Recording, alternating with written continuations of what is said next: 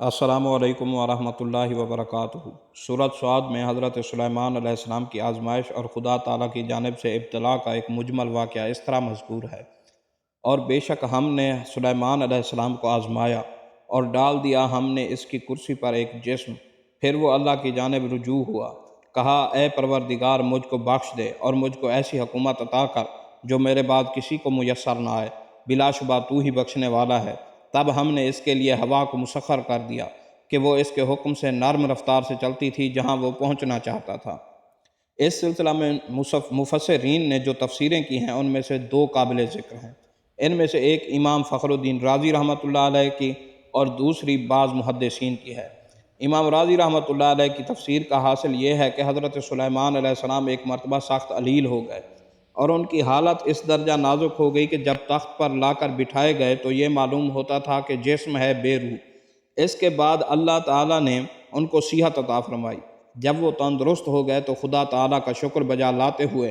اول انہوں نے پیغمبرانہ شان کے مطابق مغفرت طلب کی، اور پھر اپنی بیچارگی کا اظہار کیا، اور پھر دعا مانگی کہ خدایا مجھ کو لاسانی حکومت عطا فرما۔ امام راضی کی اس تفسیر کے مطابق اس فتنہ سے مراد مرض شدید ہے، جس میں القائے جسد سے حضرت سلیمان علیہ السلام کا شدت مرض میں جسم بے روح کی طرح تخت پر پڑ جانا مقصود ہے، اور صحت کی جانب رجوع ہو جانا اور تندرست ہو جانا مراد ہے۔ گویا آزمائش کا مقصد یہ تھا کہ حضرت سلیمان علیہ السلام عین الیقین کے درجہ میں سمجھ لیں کہ اس حاکمانہ شان کے باوجود ان کا نہ صرف اقتدار بلکہ جان تک اپنے قبضے میں نہیں ہے، تاکہ ایک اولو العزم رسول کی طرح خدا کے سامنے جھک جائیں اور اظہار خشوع و خضوع اور طلب مغفرت کے ذریعے درگاہ الہی سے درجہ رفیع اور مزید سر بلندی حاصل کر لیں۔ بعض محدثین نے ان آیات کی تفسیر میں یہ کہا ہے کہ ایک مرتبہ حضرت سلیمان علیہ السلام نے یہ سوچا کہ میں اس شب میں اپنے حرم کے ساتھ ازدواجی فرائضہ ادا کروں گا، میری ہر ایک بیوی سے لڑکا پیدا ہوگا اور وہ میدان جہاد کا مجاہد بنے گا، مگر اس خیال کے ساتھ انشاءاللہ کہنا بھول گئے۔ خدا تعالیٰ کو ایک اولو العزم پیغمبر کا یہ طرز پسند نہ ہوا، اور اس نے حضرت سلیمان علیہ السلام کے اس دعوے کو اس طرح غلط ثابت کر دیا کہ تمام ازواج مطہرات میں سے صرف ایک بیوی کے ہاں مردہ بچہ پیدا ہوا، جس کو کسی خادم نے ان کے سامنے اس وقت پیش کیا جب وہ تخت پر متمکن تھے۔ حضرت سلیمان علیہ السلام کو تنبہ ہوا کہ یہ نتیجہ ہے اس بات کا کہ خدا کے سپرد کیے اور انشاءاللہ کہے بغیر میں نے اپنی بات کو زوردار بنایا۔ چنانچہ فوراً ہی انہوں نے اللہ تعالیٰ کی جانب رجوع کیا، مغفرت طلب کی اور دعا مانگی، جس کا ذکر قرآن عزیز میں بصراحت موجود ہے۔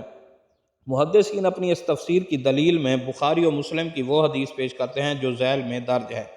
اور اس کو اپنی تفسیر کی سند بناتے ہیں۔ مفسر ابو سعود سید محمد آلوسی بغدادی رحمۃ اللہ علیہ نے بھی یہی توجیہ اختیار کی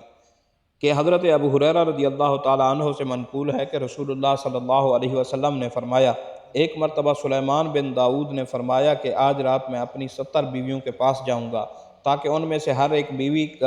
کے ہاں ایک شاہزور لڑکا پیدا ہو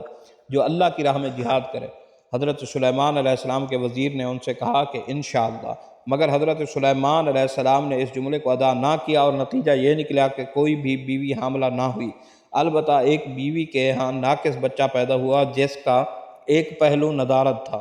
اس کے بعد نبی اکرم صلی اللہ علیہ وسلم نے فرمایا، اگر حضرت سلیمان علیہ السلام انشاءاللہ کہہ دیتے تو ہر ایک حرم کے بطن سے مجاہد پیدا ہوتا۔